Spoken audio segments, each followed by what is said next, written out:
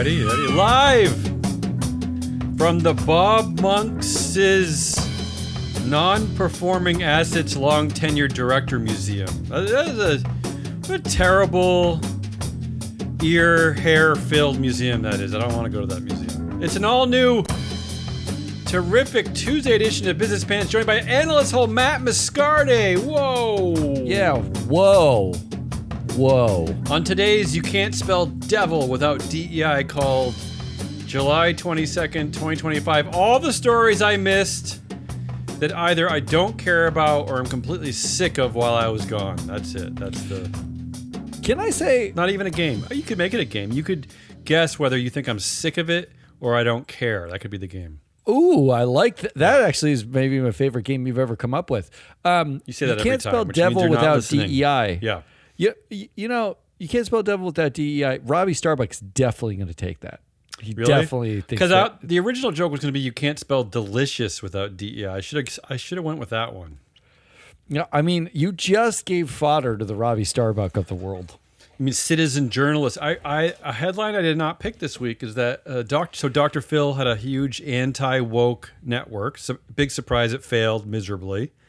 I'm shocked. And now there's a new headline claiming he wants to get back in the game as a citizen journalist. So it's this horrible term is now taking over the anti-woke people. Like it's their way of saying that I'm just a schmuck who hates people and I want to get involved. Where can I get involved? Can we be citizen proxy advisors or citizen data analysts? No, we're not allowed to on the left. It's not the same thing. Is there any version of citizen something? Because you have to be unqualified to play this game. You have to be completely unqualified. You can't have a background. See, you've come from years of experience in your field. That doesn't work on the right. You have to just be angry at women.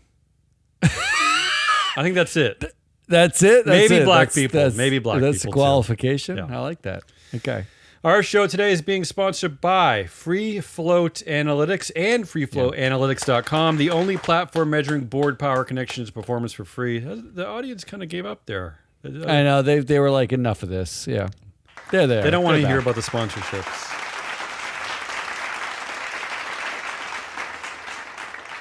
It's a fun database sometimes if you're a nerd like me, because I saw a headline saying that this Italian bank, Itaú Unibanco, was voted the most leader in diversity or something. I don't know, like the most diverse company.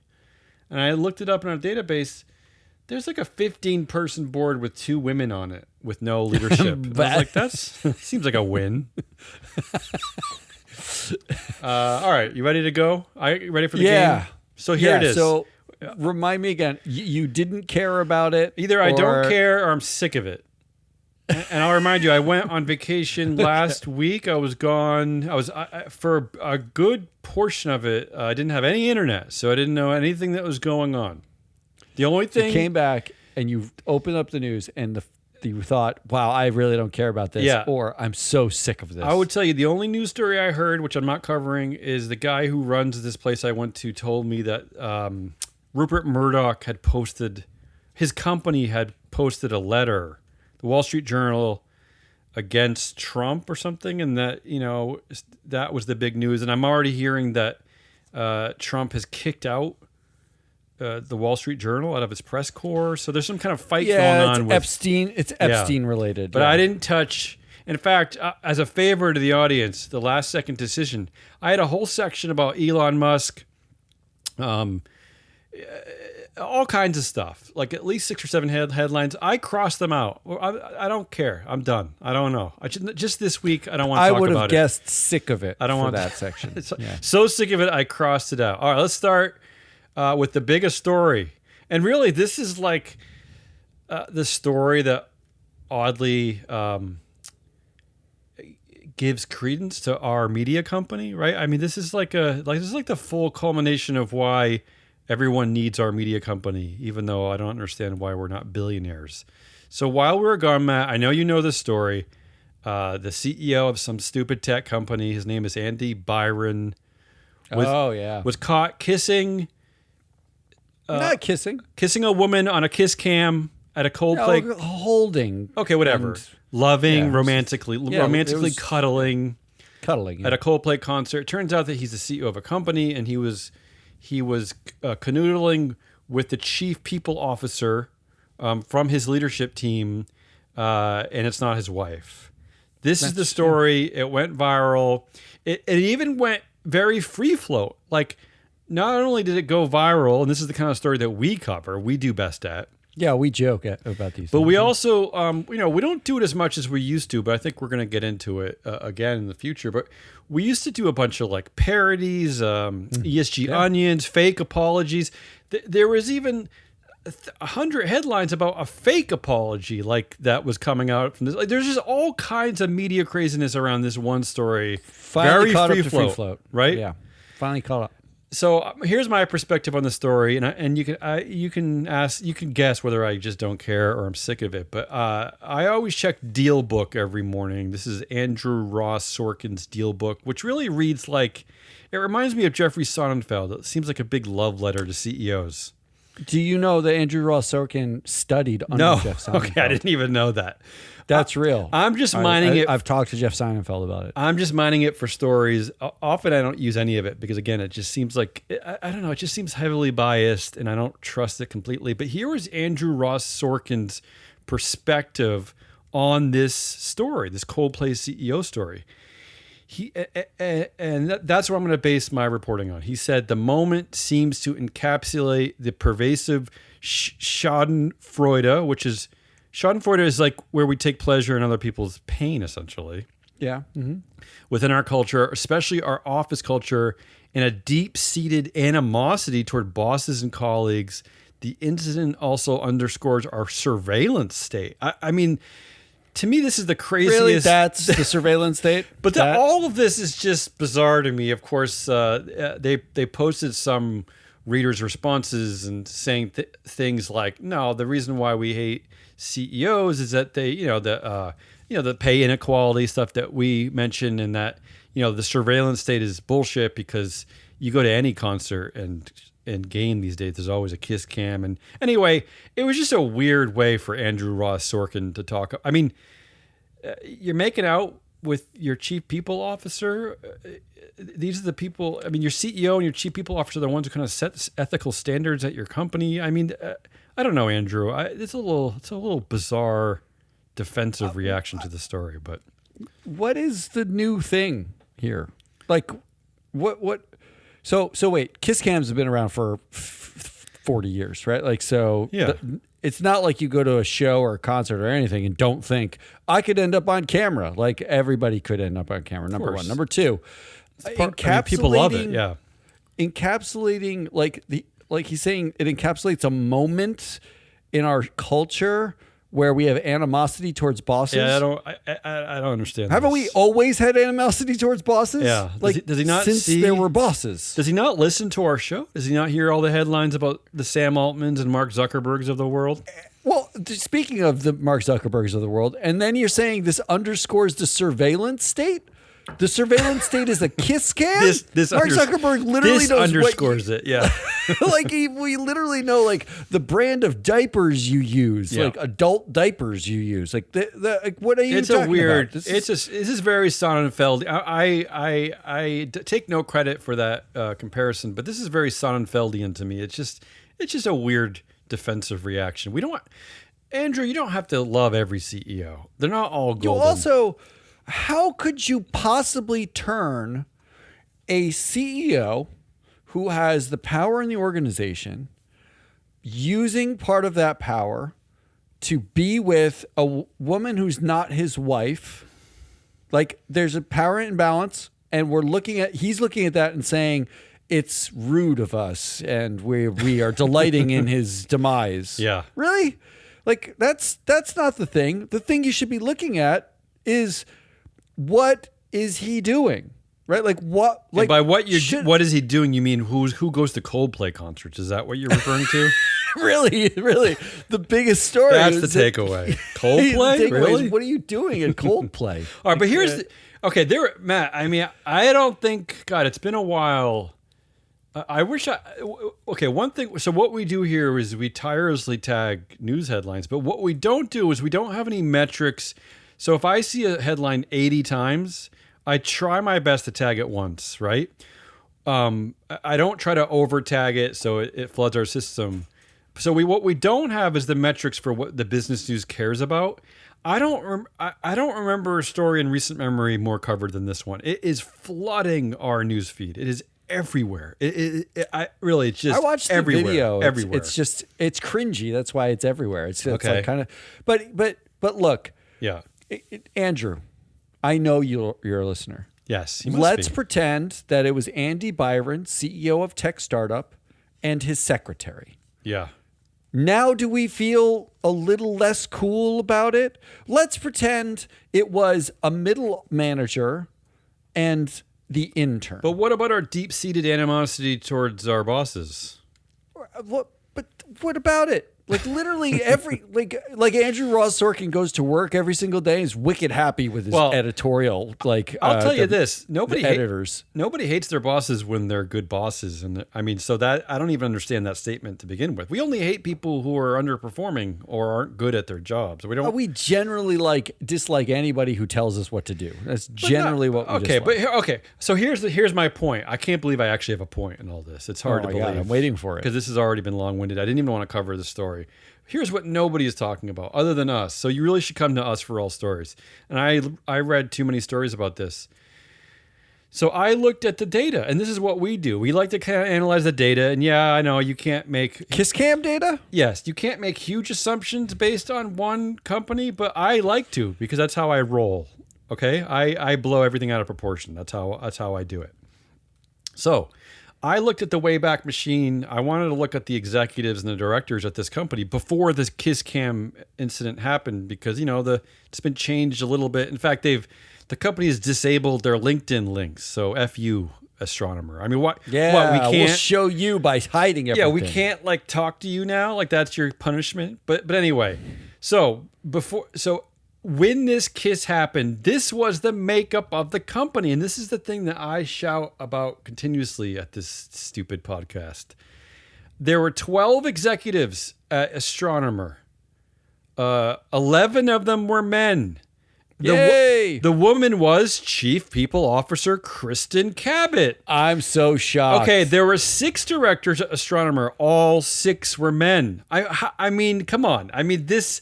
What do you expect? I'm sorry. And then to make it worse, yeah, the one woman is having an affair with the CEO. So literally you can't even say that the one woman had any power in that room. And right? here's how the company's reacting. The board is going to launch an investigation. So these these dudes are going to launch an investigation.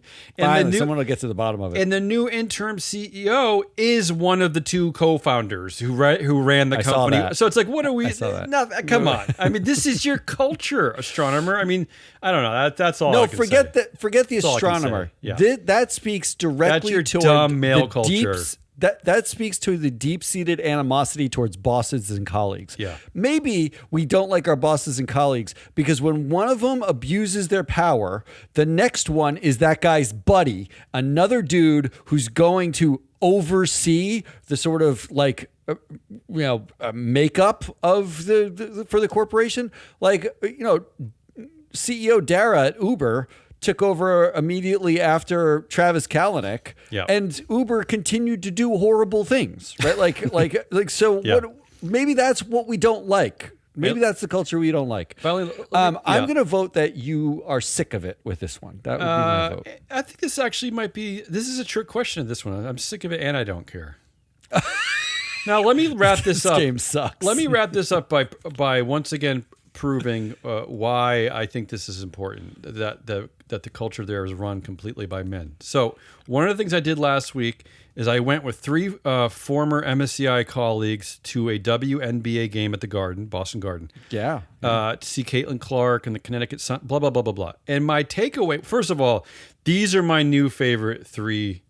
My new favorite 3 MSCI colleagues are the 3 I went with. So Matt, you've been demoted. You're not in the top 3 anymore. I'm okay with that. Okay, so these are my new. So if you're listening, you guys are my top 3 favorites. I'll love you forever. Only ex MSCI. Yeah.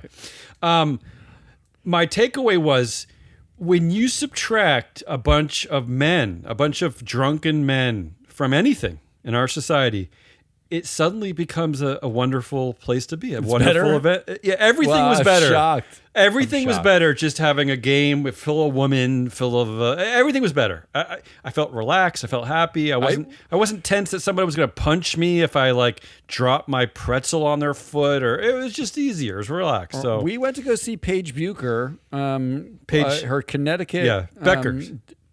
Debut. Yeah. And it was fabulous. The energy, the game was great. It was good. WNBA's got it going on. That's where Despite the fact that they pay them less than people make at MSCI. I'm just saying. All right, that's it. Okay, let's move on. It wasn't a lot. Yeah. That was a lot. And I'm going to stay with DealBook for one more. I don't talk about DealBook ever, but in the same DealBook that he was talking about this weird perspective on the astronomer story, he had a hot take. He was talking to a guy named Jonathan Foster, who is a former managing director at Lazard, who served on more than 50 corporate boards. Is that possible? It's possible. I'll doesn't look them sound up possible. while you're talking. It sounds like a lot. This is from DealBook, and the title of this section was "Board Members Should Be Licensed." He has this idea that all directors should have a license, and some of the requirements he envisions could be 10 years of work experience, being at least 35 years old, passing an exam covering legal standards, basic accounting, finance principles, and ethics of all things. Of course, a professor of corporate governance at NYU, Edward Rock, said that he worried that standardized requirements for diverse companies could disqualify board members with otherwise strong attributes. And then Foster responded by saying, well, okay, we could create exceptions like for founders. So in the first story, we're already we haven't even set it up yet. We're already breaking down the whole system. But I just thought this was cute that he thinks that people even pay attention to board directors, other than us, that he thinks that people pay attention to directors in the first place. But I don't know. This was cute. I thought this was cute. I mean, he just sounds like a professional director. He is in our database. He's on 3 boards right now: Lear, Berry Global, and 5 Point Holdings. And he's a good performer. He said shareholders have an incentive to demand the most qualified board members. He said. Yeah, do they ask for anything? This is what just we're added wondering. Dana White to the Meta board. What are we talking about? Qualified? We analyze the voting data. They don't pay attention to any of this. What are you even talking about? And why is Andrew Ross Sorkin not picking up on the fact that investors don't notice any of this? They don't notice anything. Why doesn't Andrew Ross Sorkin say everybody who's ever been nominated for a board gets 96% in favor? Like, why do they need a license? What will the license accomplish? Right? Yeah. Like, will they get 97% in favor? Like, they're more qualified? What are we talking about? I don't know. It's just like, again, it's more like Sonnenfeldian nonsense. I don't really know what's going on. This is sick of it. All right. This one I'm guessing is Damien is sick of it. That's a correct answer. All right, now we can start to move a little more quickly because those were my 2 long-winded ones. The next headline, I don't know if you've seen all this all week. They're talking Trump and Coke. Coca-Cola will now roll out cane sugar version of soda this fall. Okay, Matt, this was one of the biggest stories of the week.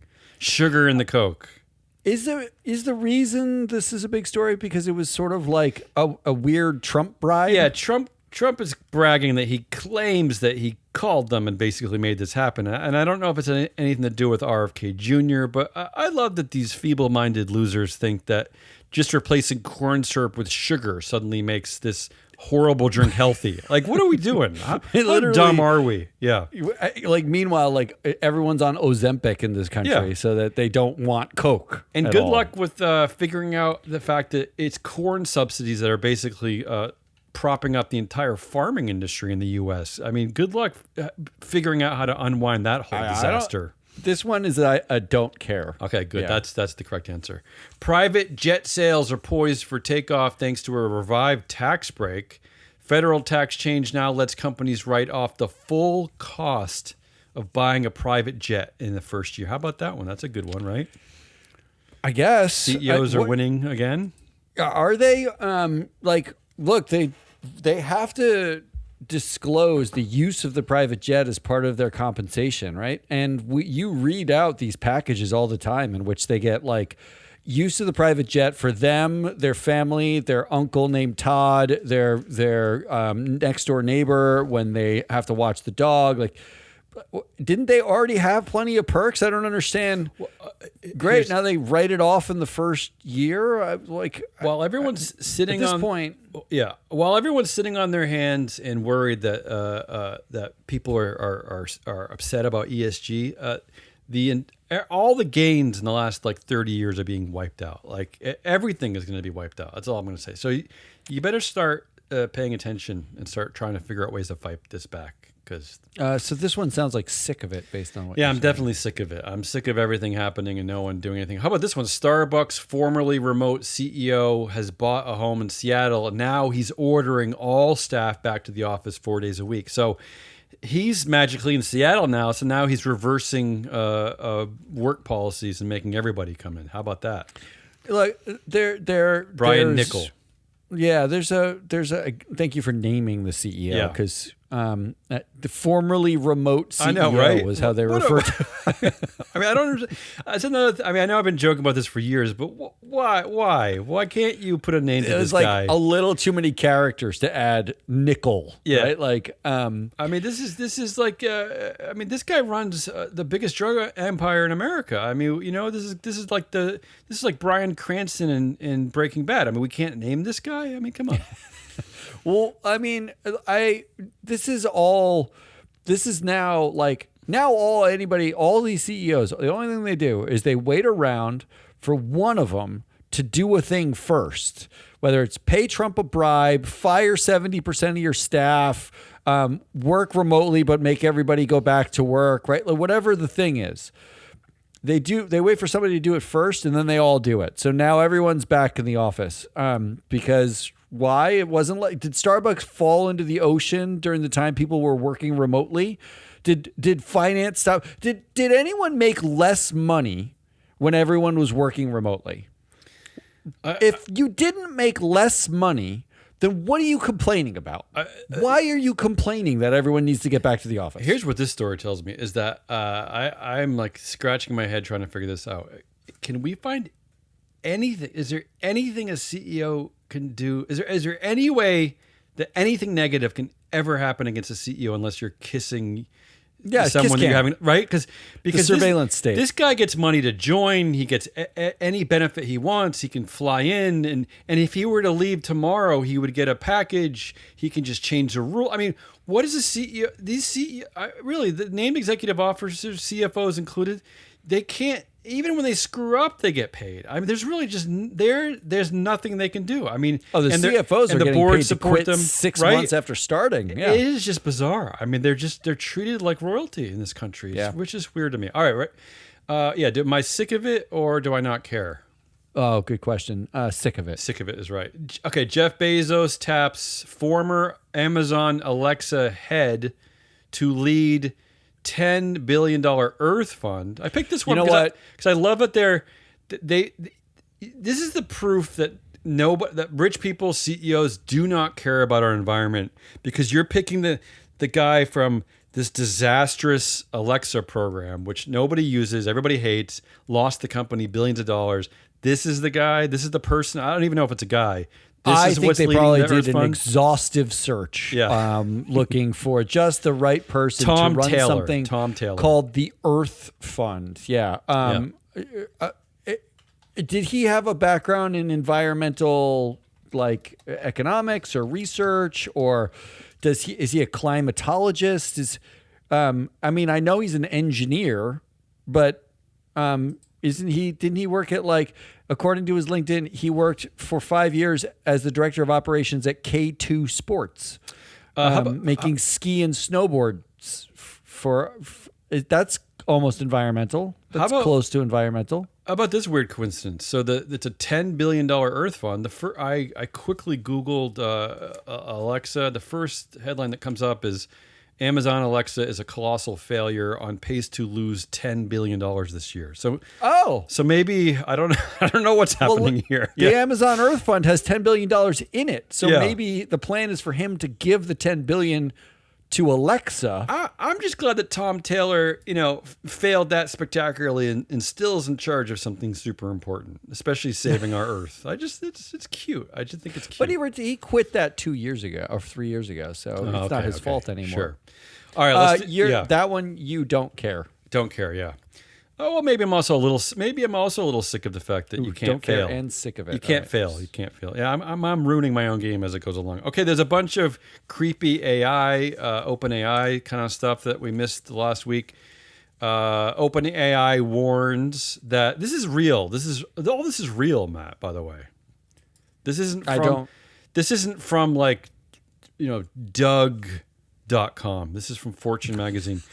OpenAI warns that its new ChatGPT agent has the ability to aid dangerous bioweapon development. Why is it warn that? Why doesn't it just stop that? Yeah.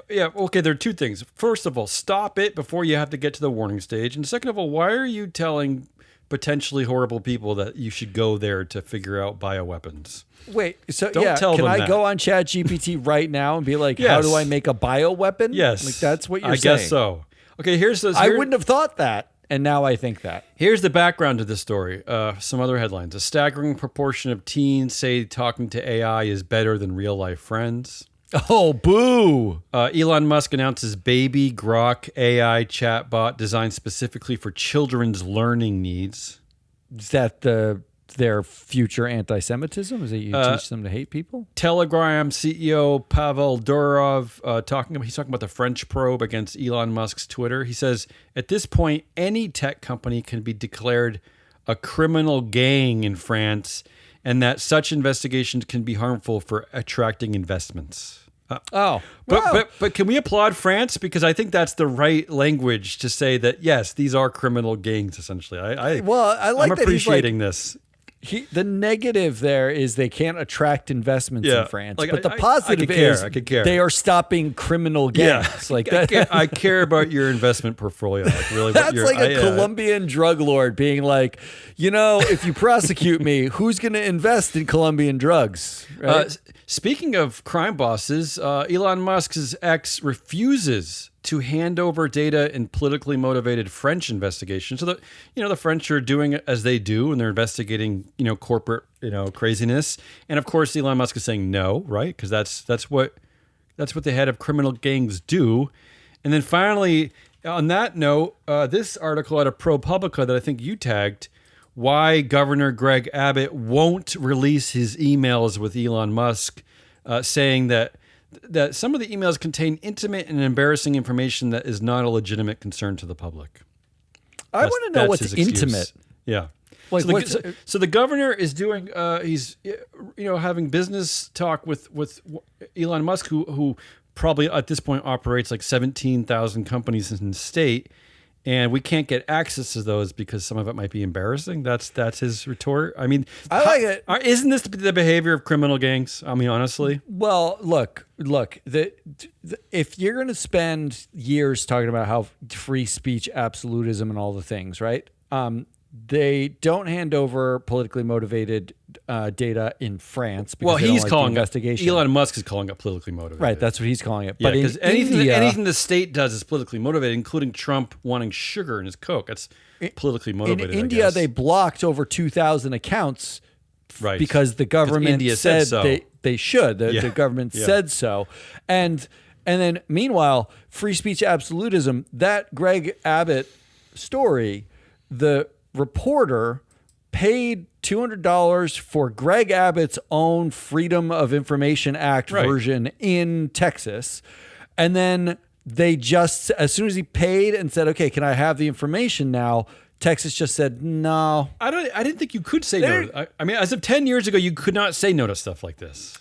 So this is, 10 years ago, yes. 20 years ago, this is exactly what it was. Like, you'd never get that information in the first place. Yeah. But more interesting to me is, does the guy get his $200 back, like for the filing fee? There's just no way.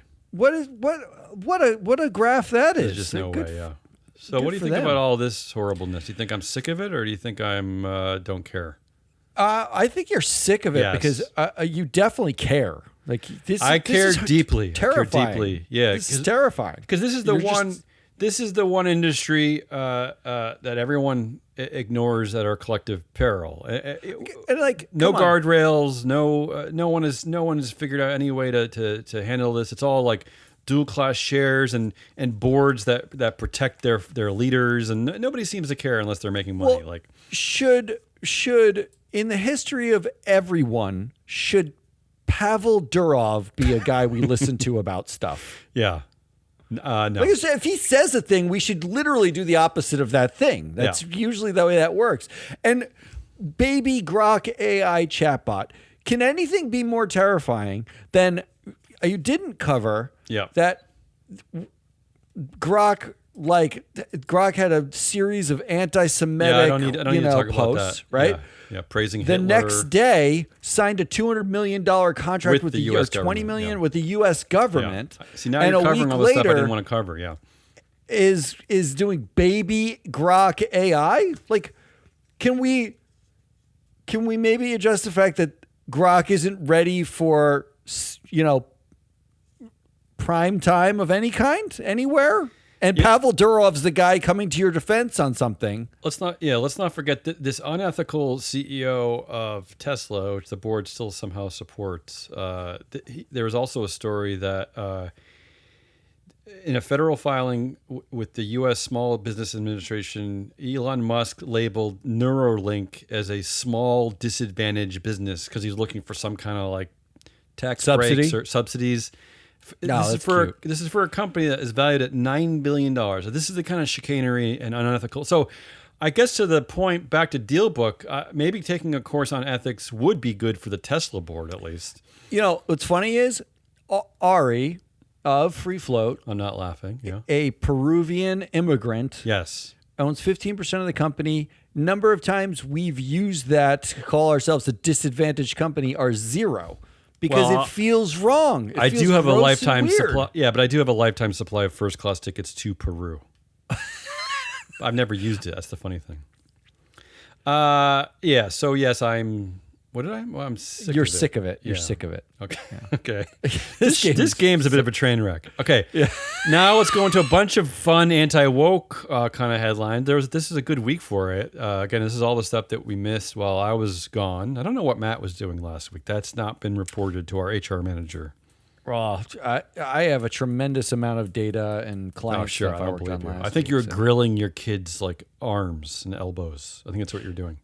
Would have been more entertaining. Yeah. MAGA's tantrum over woke Superman is nastier than their usual whining. This is one of the headlines. So I guess, I don't know if you know this, Matt, there's a new Superman movie and they're mad. Woke, the anti-woke brigade, the Robbie Starbuck types, they're mad because the movie is calling Superman an immigrant. Now this is the same Superman that was from another planet, right? not even from like Spain or like Ireland or Guatemala. He's literally from another planet. He's from a planet, and I don't even know if it's in our solar system. I don't remember, but no, because I don't think Krypton.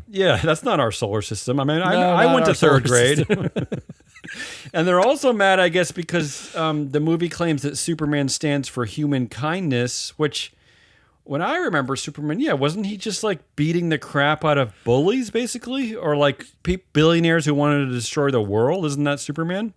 What happened between Christopher Reeves in like 1979 being Superman and we loved him as an alien, as an immigrant who came here and stood for kindness? Well, he was a white man. The little guy. Yeah, he looked like a white dude, though.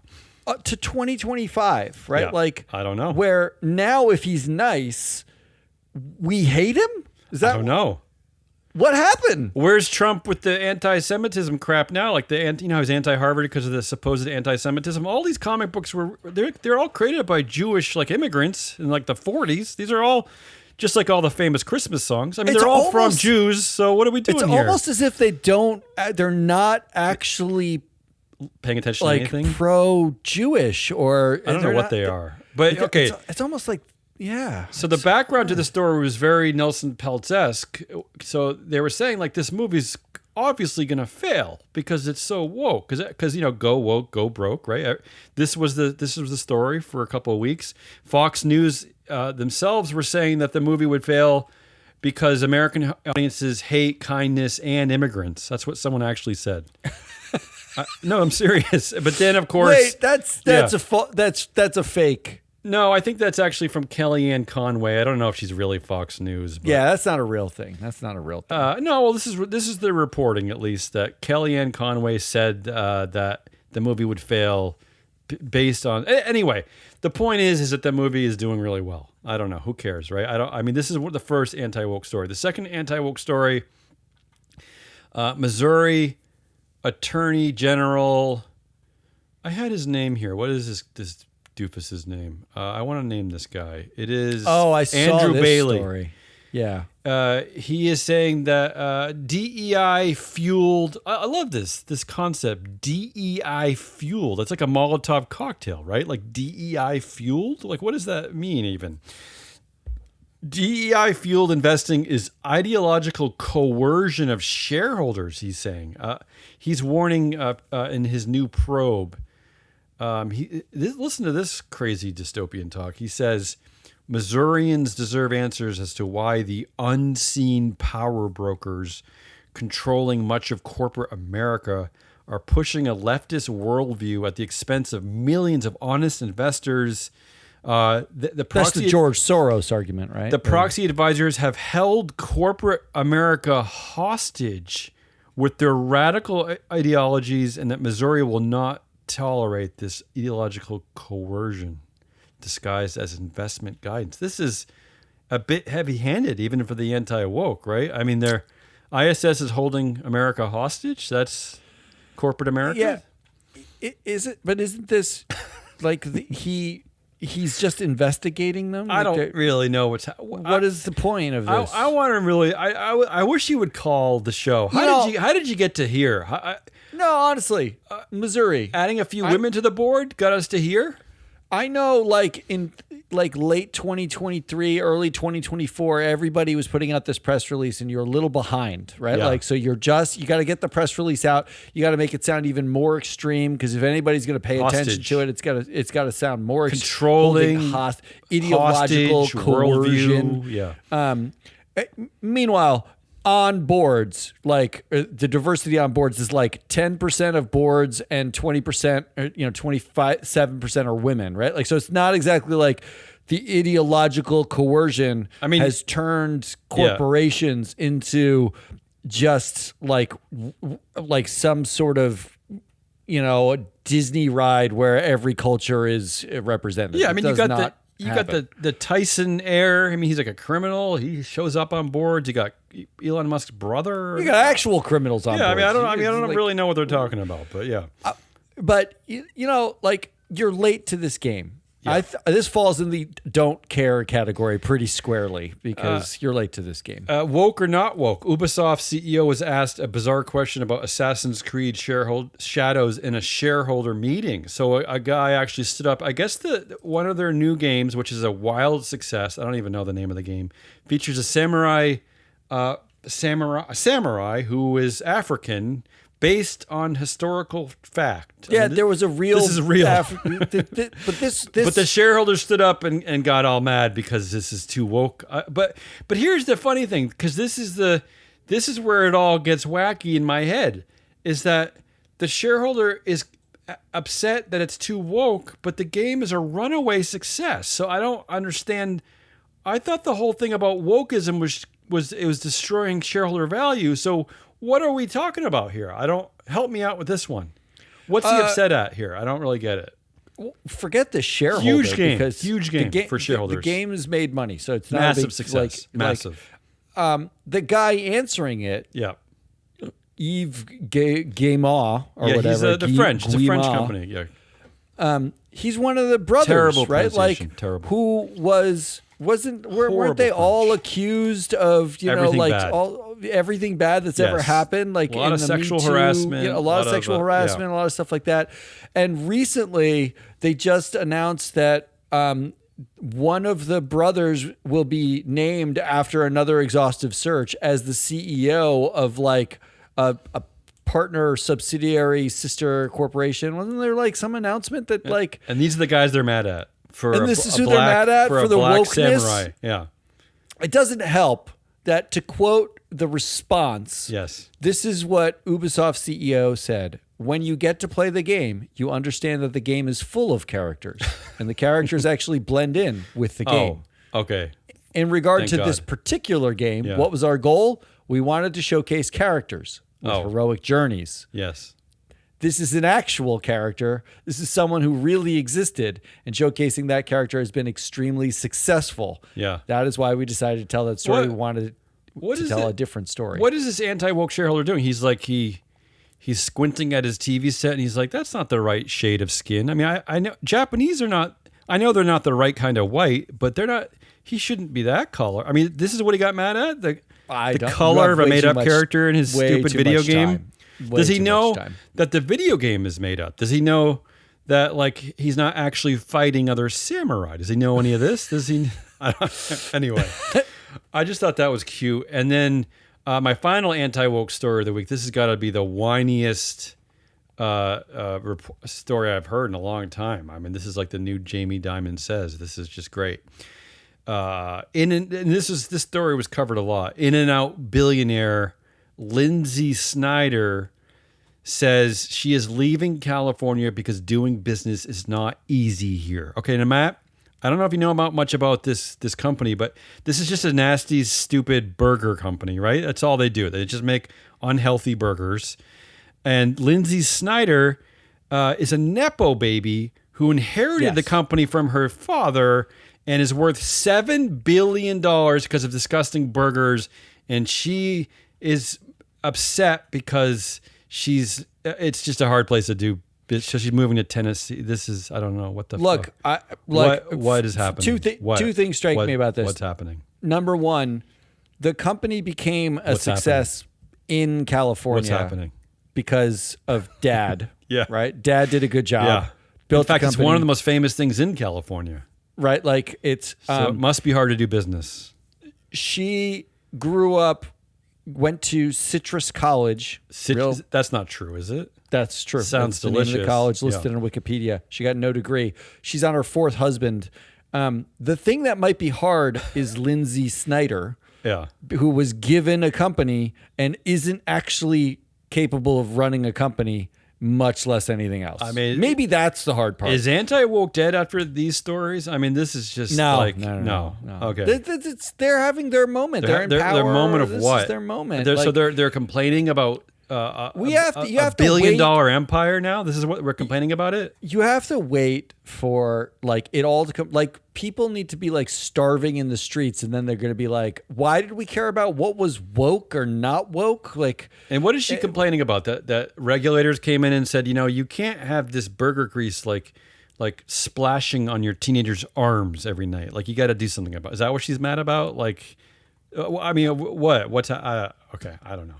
Well, apparently she's like a long-standing Republican. Okay, and great. She's just. Well, I know it's a very God-forward company that prints like Bible messages on all its cups or whatever. Like on the cups, yeah. But California has definitely been bad for them. It's really ruined them. So am I sick of it? All these anti-woke stories, or do I not care? You don't care. You don't care. No, wrong. I'm sick of it. Oh, really? Okay. Yeah. Well, okay. So we're on 7 sick of it's and 3 don't cares. 3 more stories, thank God. If you're listening, you're staying this long, there's something wrong with you. Okay. Okay, now here's a weird story. And I like that they name her, because we always joke that they never name the actual CEO, but now they're naming the wife of a CEO in the headline. Lufthansa CEO's wife, Vivian Spohr, allegedly runs down women in Sardinia, expresses deep sorrow. So it's not allegedly. She killed a woman who was walking in a crosswalk. She hit her with her car. She killed her. This is the wife of the CEO of Lufthansa, and I guess she's taking responsibility for it, and she's saying that she will take. While she's aware that a great personal loss cannot be repaired, she will take steps to mitigate its consequences. Does that mean go to jail? That's a really creepy like CEO kind of phrase, right? How do you mitigate the consequences of killing a young woman? So that's a weird story. That's a strange story. Wait, is she going to jail? I hope so. I mean, she was in a crosswalk, this woman, right? Is there any excuse for... I mean, sometimes people like bolt out into streets out of nowhere and like, I think you're not held responsible, but a crosswalk? I don't know. I mean, that seems bad to me. But anyway, isn't it crazy that the kiss cam story people love, but this one no one's really talking about? Isn't this the ultimate kiss cam story? I mean, killing a woman in the crosswalk. This is the wife of the CEO. Although they did it wasn't the HR. It wasn't the HR of Lufthansa. If it was the chief people officer at Lufthansa, maybe it'd be a better story. I like that. Like the story, actually, the headline of the story is Lufthansa's CEO's wife, Vivian Spohr. Yes. They named the wife, but not the CEO. Yeah, I had to look it up. It's Carsten Spohr is his name. But why on earth do we never name the CEO, but the wife has got her full name in there? Like, yeah. If you're not going to name the CEOs, couldn't you have just said Lufthansa CEO's wife allegedly runs down woman in Sardinia? Why name her? I'm confused. I'm confused by what are the... Is there like an AP standard for not naming executives? I don't know. I can't follow it. You are sick of it with this story. I don't. Maybe I don't care. I don't know how I feel about this story. Actually, How many more do you have left? 2 more. I think more. Sick of It's are going to win. I think you can't catch up. Yeah. How about this one? This is from my Jamie Dimon Says category. Jamie Dimon being the CEO and chair of JP Morgan. I saw a story over the week that I did not tag. No, I tagged it, but I'm not including it in the show. That this is a classic Jamie Dimon Says. He says when he was fired from Citigroup, I think it was like around the year 2000, he was fired from Citigroup. He said that his kids came to him saying like, "Are we going to be homeless?" That they were worried. Are we going to be homeless? Oh, do you think that's remotely possible? I mean, definitely. You think that's that it's a guarantee that they're so unaware of their wealth and privilege that everything was going to go to shit immediately because he got fired from one job. They're going to be homeless. That's guaranteed. That's guaranteed a real story. Homelessness. Yeah, guaranteed homelessness. So here's my line of Jamie Dimon Says stories. Mark Cuban says, okay, Mark Cuban says some of New York City mayoral candidate Zoran Mamdani's key policies don't have a chance. He then went on to say that Elon Musk's new political party is really smart in a key way. So, how do I feel about the constant headlines about what billionaires think about things, about how they think the world runs, and their opinions about everything? What do you think I think about that? This one's hard for me because I actually like Mark Cuban. It's right on the cusp. Yeah. Right. Like, I think Mark Cuban has, for the last 2 decades, done nothing but say what he thinks. Right. Mm-hmm. Like, he owned a basketball team and said what he thinks, except about the refs, which gets him fined all the time. So this at least is in character. He also had a horrific culture of rot in his organization that he had. Remember, he had to fire house and hire a black woman to run it, to the ultimate like CEO apology tour to get a black woman in there. It's a little true. Yeah. I think you, like me, don't care. Like, I think ultimately, yeah. Well, this is cuspy. This is cuspy saying, right? Like what they're saying. I just love that. Why do we have to ask? What do I care what a guy from Dallas thinks about the politics in New York City? I mean, come on, mayoral candidate. Like, let them run their own city, Mark. I don't know. I don't know if I need your opinion. And I know that was a stupid headline to grab. Let's end on a high note, Matt. Yeah, let's do that. And let's get off that horrible game that I created before, and let's pivot. I have 3 more headlines. Are they stealing our thunder pop quiz? So I wonder, are these 3 stories, are they stealing our ideas? Are they stealing our thunder? because I was thinking from Free Float. They stole Free Float ideas. Yeah, because I was thinking like this whole scandal, the Coldplay CEO. That's really our story. That's us. Like, don't get involved. That's 2 years ago, 0 people cared about that story except for us. Except for us, yeah. So these 3 headlines, are they stealing from us? Are they stealing our thunder? First headline, did the average S&P 500 CEOs, did they earn in less than 2 days what their typical worker earned in all of 2023? Oh, that's good populist math. We do that all the time. I mean, has anyone else ever talked about pay inequality based on days? Like, isn't that our thing? I don't think anyone else has done that one. Somebody must have. No. But I'm going to say it was us. I'm going to say it was us. I don't think so. I don't actually, not that this is something to be majorly proud of, that we calculate to the minute when the CEO makes more than the median worker. The minute. But I'm pretty sure we came up with that concept. We've done like, there are CEOs that we were like, buy bagels. Yeah. Right? Like by bagels, they've already made as much. Made it. As, even if they're late that day, they've made it more. Yeah. All right. How about this one?